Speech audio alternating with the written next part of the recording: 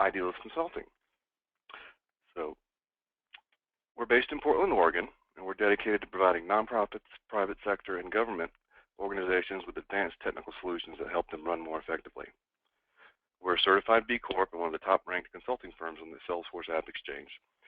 And our focus is Salesforce implementations for organizations who fundraise.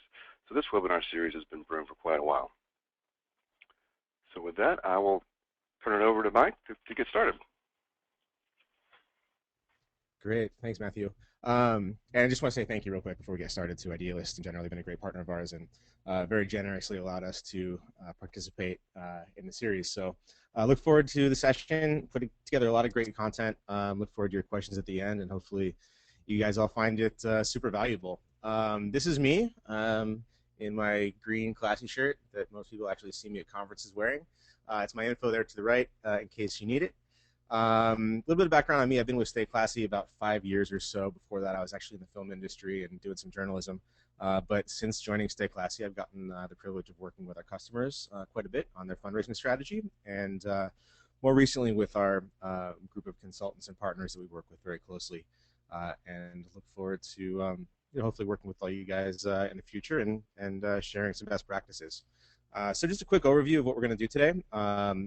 Talk a little bit about our company background, kind of our perspective on things, go through some strategy notes, and then talk about recurring donations. It's a little bit of a side topic to peer-to-peer, but I think you'll see when we get to the end, it's actually super valuable stuff to be thinking about all year round.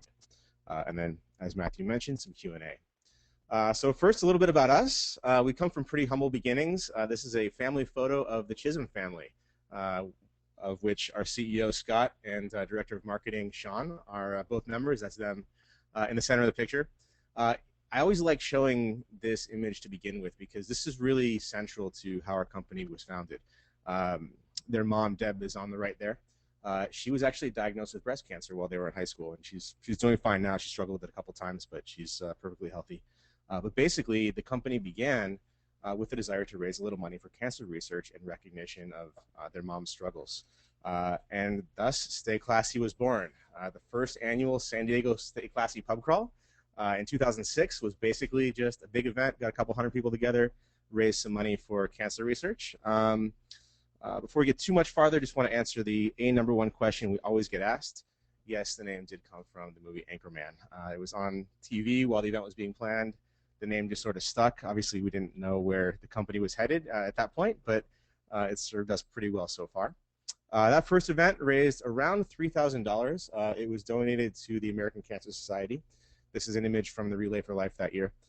This was actually a huge turning point in company history because it was here that we actually realized there's a huge need for what we went on to do. We were told when we went down to the race that they actually had no way of receiving funds from us. Even though we had a check ready to go, they wouldn't take it and had to direct us to give an alternate way. From there, we hosted a bunch of other events, some tailgate parties with the Padres, a huge 5,000-person music festival, and that turned into working with different nonprofits, seeing how people fundraise, connecting young professionals with causes, and basically seeing the need for and building the platform that we have today. We've grown a ton over the past 5 years. We now work with over 1,000 nonprofits across the country. Here are some of them. I always feel like I'm bragging when I show this slide, but that's really not the point. The point is that we think of these folks as our family. They are our R&D department, and they help us push the product forward. And some of their ideas and strategies and requests get baked into the platform and have really taken us to where we are today. So super grateful to these guys for their support, and excited that they're a part of our community. Much like all of you, we have our own vision and mission. Our vision as a company is to accelerate social progress. We do that by powering the next generation of philanthropy. So we're always thinking, or trying to think a step ahead of the industry. And basically, here's what we do. It's the online platform to reach new donors, raise funds, and create long-lasting relationships online. So before we get too much into the specifics of the product, I want to give a little bit of background on the online giving market, kind of where we see things today. There's been exponential growth in online giving to nonprofits. There's about $300 billion a year donated.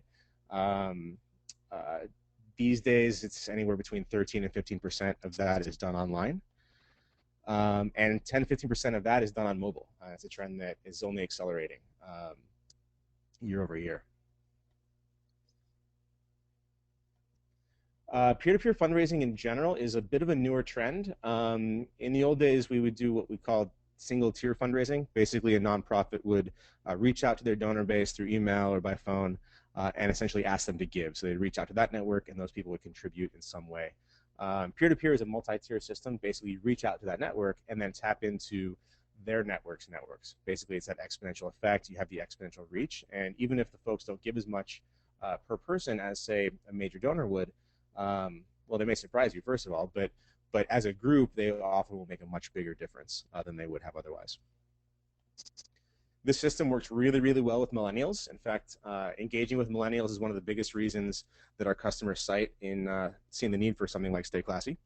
Here are just a couple of the reasons why. Don't want to go into it in too much detail. As Matthew said, we'll be sending out the slides and all that stuff, but the transparency, the sense of movement, the progress, letting people really define their own why, their own reasons for contributing is a huge part of why this is the case. And at the end of the day, really cements that emotional connection with your organization more so than had they just made a single time gift. So getting them to actually fundraise and do something proactive will really boost that relationship a ton. Not to be forgotten, the older generations are actually really good at peer-to-peer fundraising. Couple quick numbers on that. This is basically a breakdown of people who have created peer-to-peer fundraising pages on StayClassy. This is from a sample size of a little bit over 50,000 pages. And you can see the age breakdown from there. We've done it essentially by decade. And you can see, pretty clearly the number of fundraisers created declines pretty sharply as people get into older age groups. That said, if they are raising money, the older folks actually do better in most cases than some of their younger counterparts. So where we really see the difference here is opportunity and support over their actual ability to do it. So the real reason I like to show this slide is to really impress upon people not to forget some of your supporters.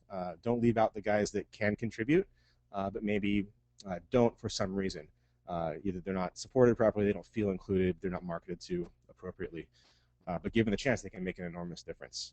The reason we did this research is actually as a result of what we saw with a specific campaign. This is Suzanne Leaf. She was a fundraiser for Sing for America. She's in her 80s.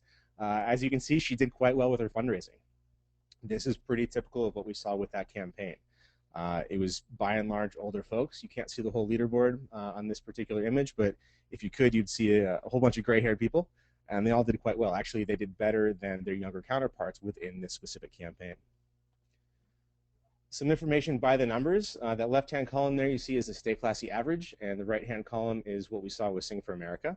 If somebody creates a fundraising page, overall is about a 40% chance that they're going to actually raise money. That's pretty good. I mean, we wish that obviously everybody would raise money, but simply not going to be the case. On average, if they do raise at least $1, they'll do almost 600. Pretty good donation size there. That average donors per page is what we talk about in terms of like casting a wide net. The fundraising that's done through peer-to-peer campaigns largely is about the money, of course, but a very underlooked, underutilized piece of this is the new contacts that you acquire during that process.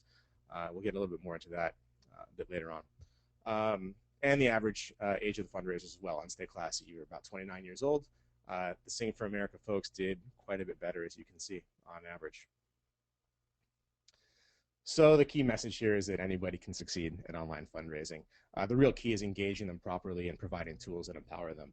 One of the biggest things that set Sing for America apart from some of the other campaigns that we see is that this particular chapter of Sing for America is basically, they're a choral group. So they were getting together on a weekly basis anyway for rehearsals, and they just dedicated part of that time to helping everybody fundraise, sharing best practices, helping people actually set up their pages, providing resources, coaching, things like that. I really went a long way towards helping them be successful. Even if you're not meeting in person, there are still ways to do this really well. This is a study from Team Rubicon. Basically, they created a peer-to-peer campaign. They acquired 212 fundraisers, and they broke that group down into two halves, so 106 people in each group. To the control group, the one marked no on this particular chart, They basically did nothing out of the ordinary. They sent them emails, they provided their standard support, whatever they do.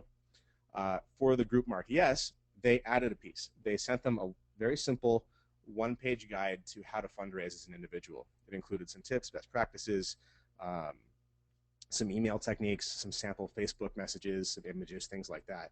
And what they found is the group they actually sent that one sheet to, those folks raised almost 3 times more and acquired 3 times more donors than the group that didn't receive that. So something that's pretty simple would probably take most of you on the call here about, I don't know, 10, 20 minutes to produce. We actually have a downloadable template for you if you would like one, but a very simple, easy way that you can boost engagement pretty dramatically. When we talk about the StayClassy platform and the specific tool set that we offer, these are essentially our core competencies.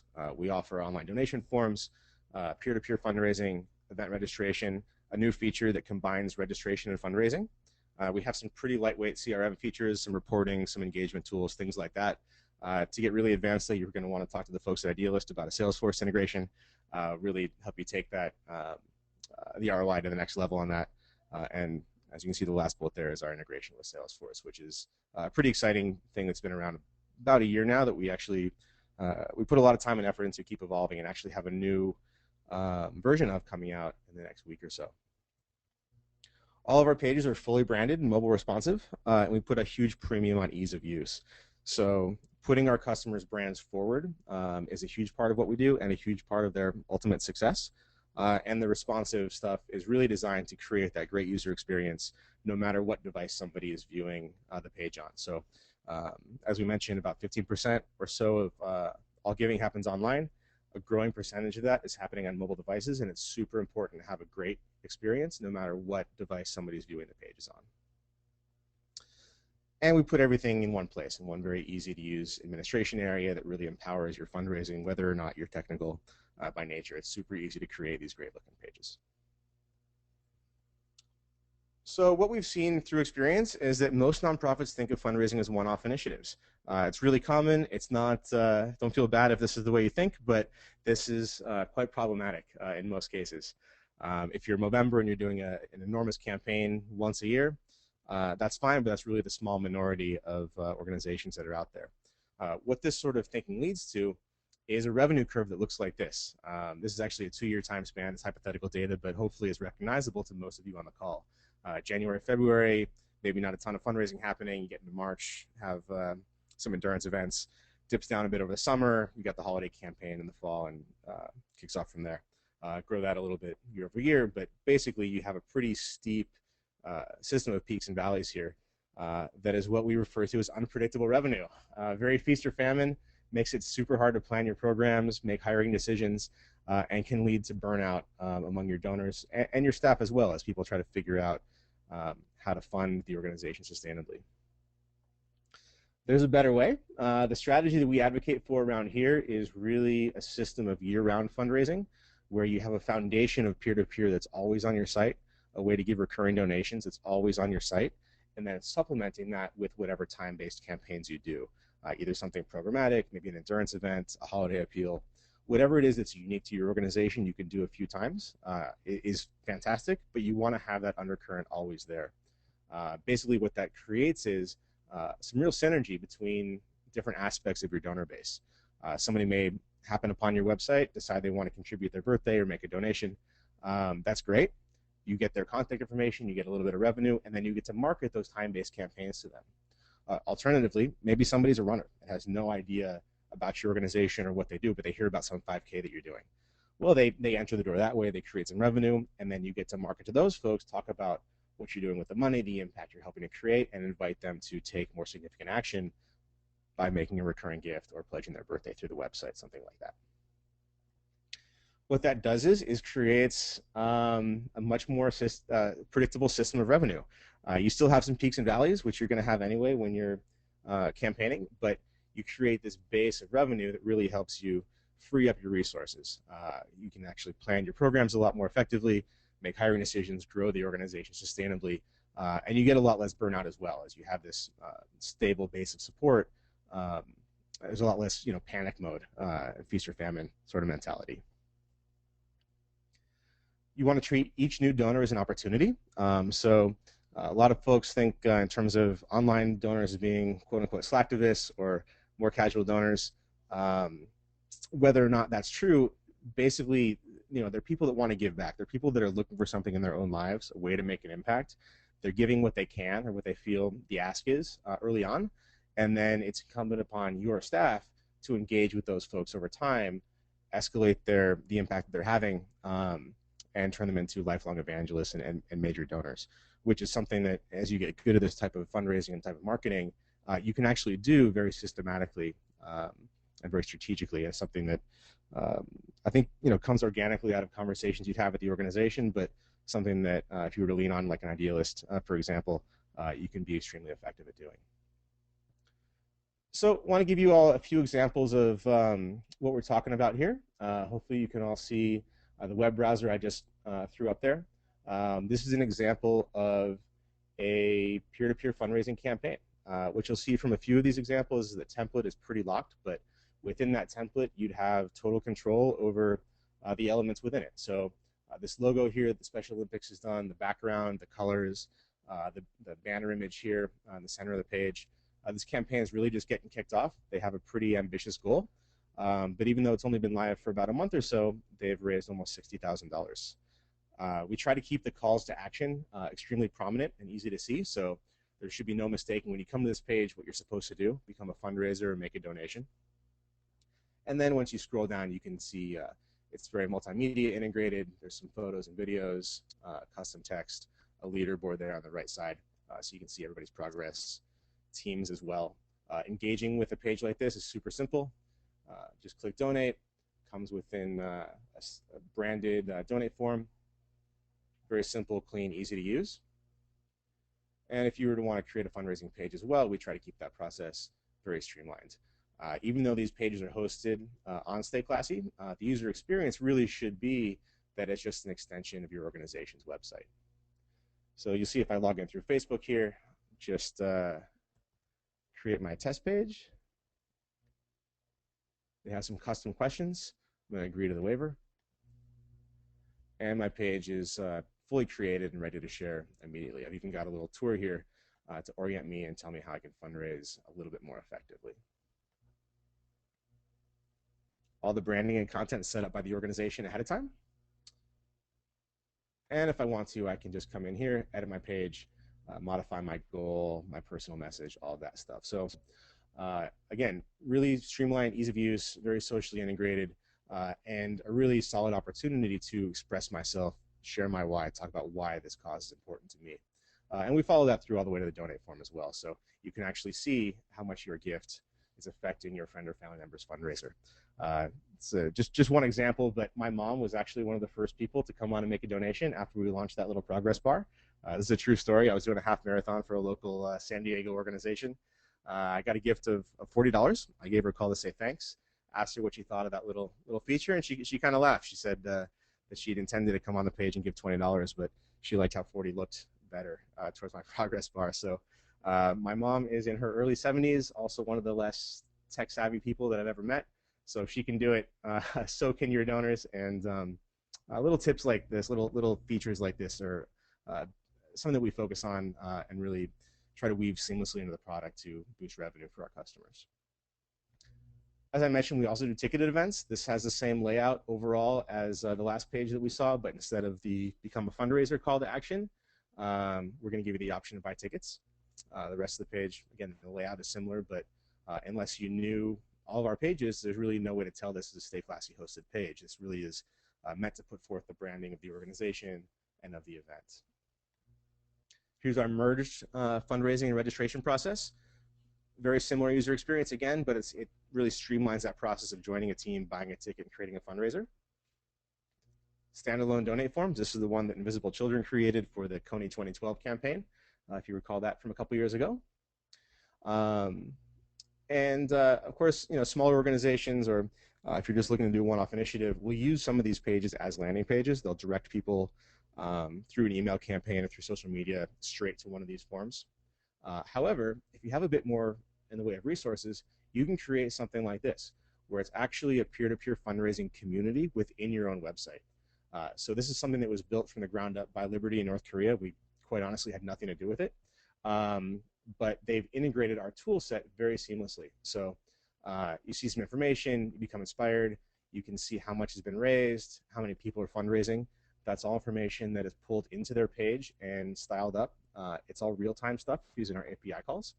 So you can create really an extremely robust community that's full of action and character and personality, integrating the tool set really simply using some of these features. So we even have a little fundraiser leaderboard here as well. Now, if I want to interact with this page, make a donation, create a fundraising campaign, I can do that. I click the button, it comes to a StayClassy hosted page, same process as before, sign up using Facebook or fill out the short form. And these, even though they're hosted on our site, the user experience really is such that you've never left their environment. To show you a little bit different look and feel, this is something that was set up by Sister India, another organization. Same tool set, totally different user experience.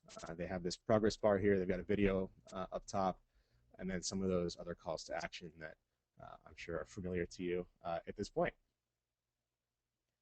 We also have a nice little login feature. So if somebody wants to come in, manage their own recurring donation, reprint a receipt, anything along those lines, we can do that as well. Essentially, it's a closed social network within your website geared specifically towards activism. So this is something I can check back in anytime I want to, see what I have going on, create a fundraiser for my birthday, for a sporting event, anything like that. Very similar in spirit to what you may be familiar with already with My Charity Water, something like that. But we really see something like this as the foundation for the future of your online relationships and online fundraising. So with that, I'll dive back into the PowerPoint. Hopefully there are a few questions about this stuff that we can address a little bit later on. But that's basically the front-facing side of what we provide for our nonprofits. There's that back-end area as well, but from a user experience perspective, as a casual donor or fundraiser, that's what you would see. As I mentioned, it's not like you're signing up for StayClassy or doing anything like that. We keep ourselves out of it. You're just engaging with that website. A note on recurring donations. As I mentioned, it's a little bit off topic from peer-to-peer, but I think something that's super important. If you get somebody giving for the first time, chances are you're only retaining about 30 to 45% of those folks year over year. It's very typical. 90% of first-time donors are emotional donors, which is not bad. It's just the fact of life.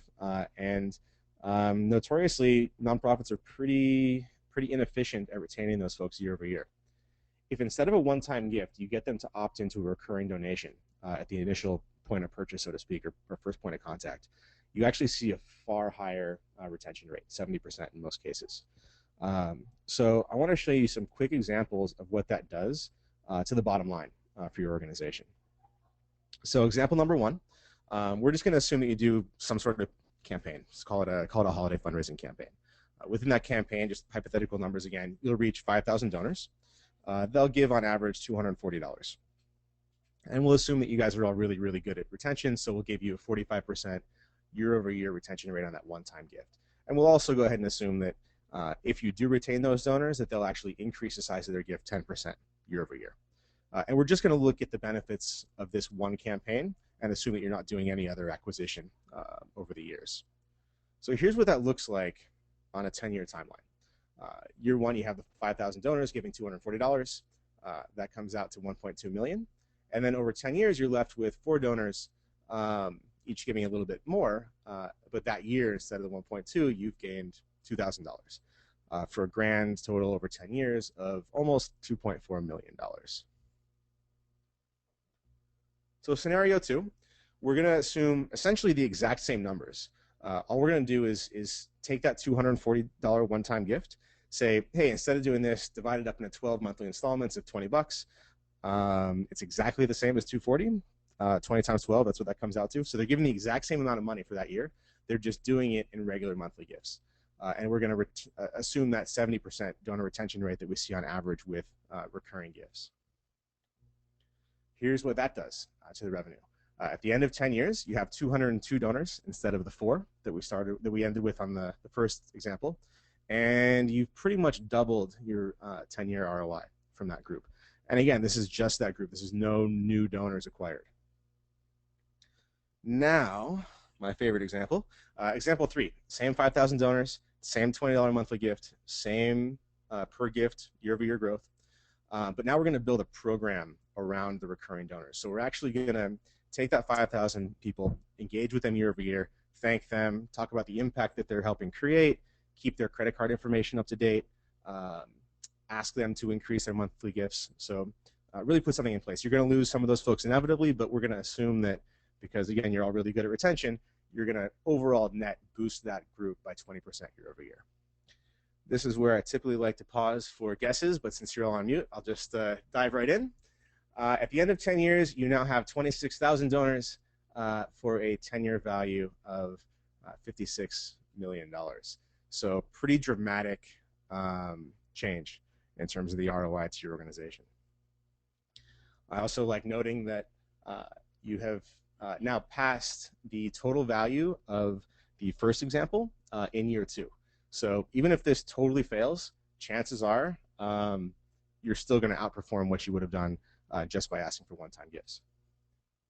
Now, a lot of you may be saying, I'm from a smaller organization, I can't reach 5,000 at my first time. No problem. I'm going to show you a couple of different examples from how many people you would have reached for that first campaign.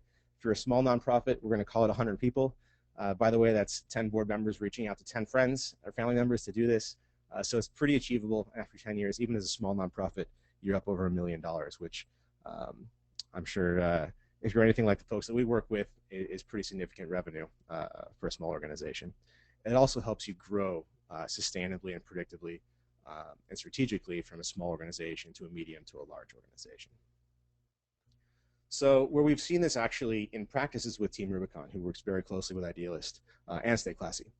How they frame their recurring donations campaign, they do an 11/11 campaign every year. They think it's very effective to time this type of campaign with an annual event that is relevant to the organization. So they do theirs around Veterans Day on November 11th. The original ask is $11 a month, although they've gotten a little bit more advanced in how they target donors and make strategic asks.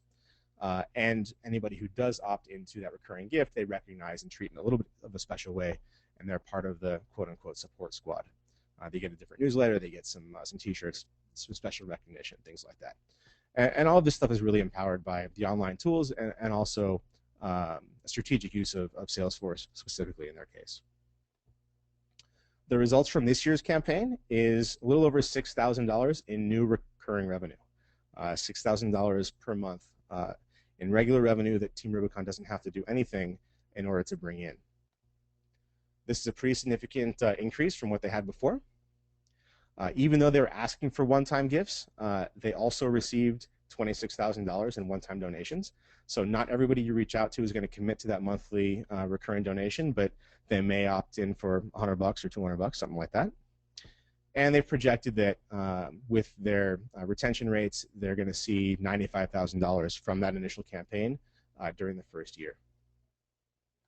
If they continue this over the next 10 years, they're going to see a total value of just under $9 million over 10 years for 4,000 donors. They are particularly good at retention and upgrading people and talking about impact, so they expect to outperform this. I expect they probably will as well. But this is just basically off the simple math that we did before. As I mentioned, it's important to actively manage these folks. There's some really nice tools within StayClassy and Salesforce as well to help you manage those recurring gifts. Within our system, you can actually update the credit card information and increase the gift right through our interface without the donor having to re-give, which goes a long way towards helping out your retention rates and your donor experience. But there's a lot of different strategies you can use through marketing, through really focusing on the relationship piece of your donor base. It's very true with recurring gifts, but I think you'll find that if you focus on the relationship overall, you'll have much more success with your peer-to-peer fundraising, donor retention in general, and really set yourself on the path towards sustainability and really robust community growth. So with that, that's about it for my piece of the demo. I'd like to open things up for questions.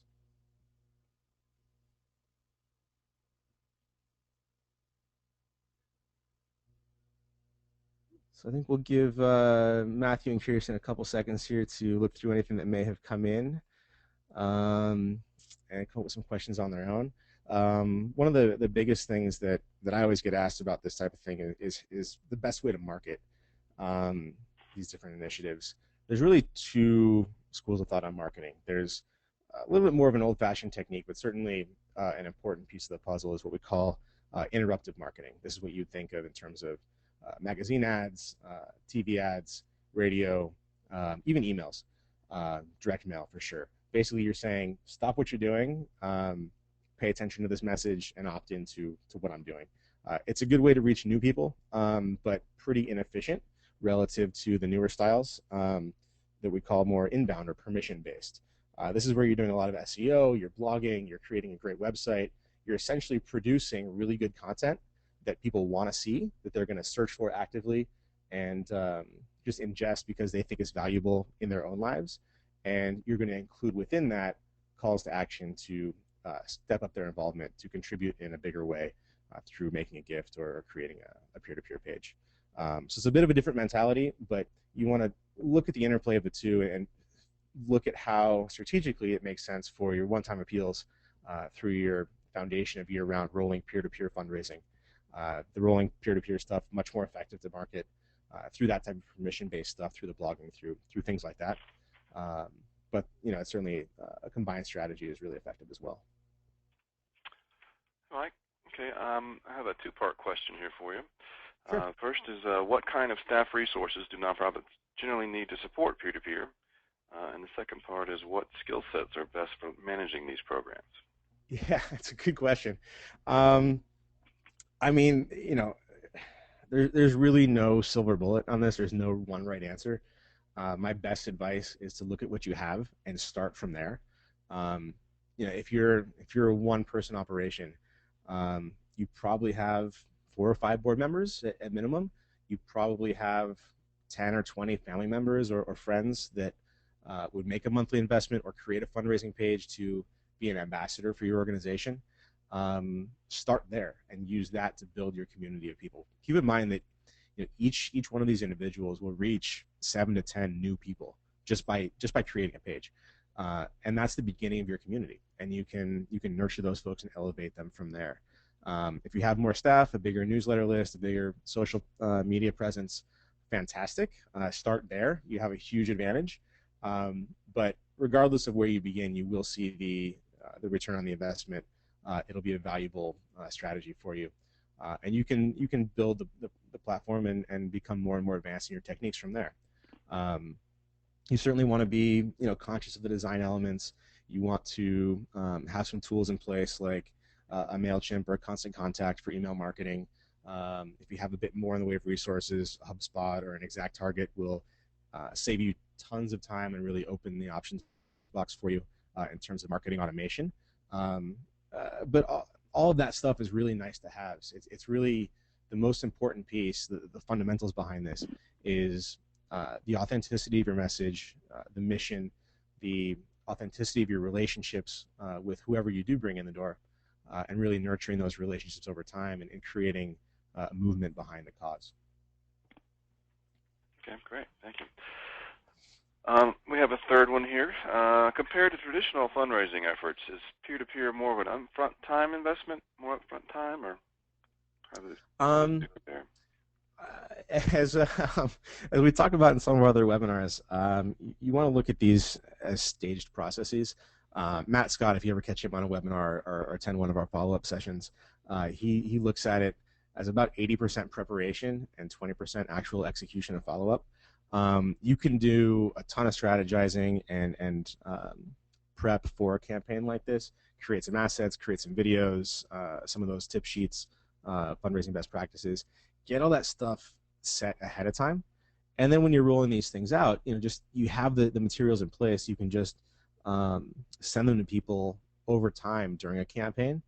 And it becomes pretty low maintenance after the planning process is done. Really, the place you want to put the most emphasis longer term is on that engagement, building the relationship, talking about impact, really stuff that you want to be doing anyways in an organization in terms of awareness and community growth, and just tying the fundraising piece into that. I think that's really the most effective way to go. The more you put in, the more you're going to get out at the end of the day, but there isn't necessarily need to overthink it. Work within your means, work with great partners, work with great technologies that you have the ability to manage, and just build as you see the need to do so. Okay, great. All right, we have another question from Todd Lee here. He's asking if there are admin reports for each campaign, and what do they look like? Yeah, of course. I can actually jump out of the PowerPoint here and show you real quick. So most of your reporting, you're probably going to want to do within Salesforce if you have that, just because there's a bit more flexibility. But within our system, we do provide a very easy to use management system. So I'm just going to log in here. This is something that every organization has themselves. There's a nice little activity feed here where you can do some engagement, leave comments to people, little thank yous, things like that, broadcast social messages. From a reporting standpoint, we have reports available that you can look at organization-wide or dive into a specific event or campaign. And then these reports are pretty much anything you'd want to see: the contacts, donations, fundraisers, teams. I'll do recurring donors since this is my personal favorite. And this is what they look like. You'd work with them within our system. You'd export them to a CSV file. If you're using Salesforce as well, you have a real-time sync into your instance there, so there's no need to actually manually export. And then you can also come in here and for each recurring donor, just click Manage and do some of that routine maintenance that I was describing earlier. If you have volunteers or staff members you can assign to this, just have them go down the list, filter it down by specific criteria to make sure everybody has their own territory or their own group that they're working at, and just go down the list, make the phone calls, say thank you, talk about impact, update the information, and you will boost revenues without having to do any marketing outside of that or having your donors lift a finger. They just talk to you while you're on the phone, make it a really friendly, nice communication, and you increase your revenue 20%, something like that. But that's what all the reports look like. They're all basically the same look and feel. You can filter them, you can search them, and you can export them as well. And if I recall, you also are able to view that information in Salesforce as well. Is that correct? Yeah, everything that we do on StayClassy pretty much is mirrored within Salesforce. We try to go as native as we possibly can. So when somebody makes a donation, if there's no record that exists, a new account and contact are created, an opportunity is created for the amount of the gift. Individual fundraisers and teams are all standard campaign records that are in a campaign hierarchy. And all of the reporting that you see in here would be duplicated within Salesforce. The advantage really of doing it within that system is that you can create the drill down reports, create some filters, customizations more easily. Actually, do it period within Salesforce, and then you'd also see the holistic 360-degree view as well that incorporates the offline activity, future tasks, all of that stuff. Salesforce is really going to be your tool of choice for taking those folks that come in as donors or fundraisers, and I showed that donor funnel a little bit earlier, really nurturing those people, working with them to boost their involvement and create major donors over time. Great, thank you. Okay, we have another question from Mark here. He's asking what are the charges for the transactions, and how does that compare with similar services? Sure. We have two different pricing tiers. The version that interacts with Salesforce is billed annually, but it breaks down to $4.99 a month or just under $6,000 for the year. We charge 2% on transactions. For StayClassy, you also have a payment processor that you'd plug in. You'd have your choice of a WePay, a PayPal, or an authorized.net. We're working to expand that list, but those are the three that we use currently. And that fee is just dependent on your arrangement with them.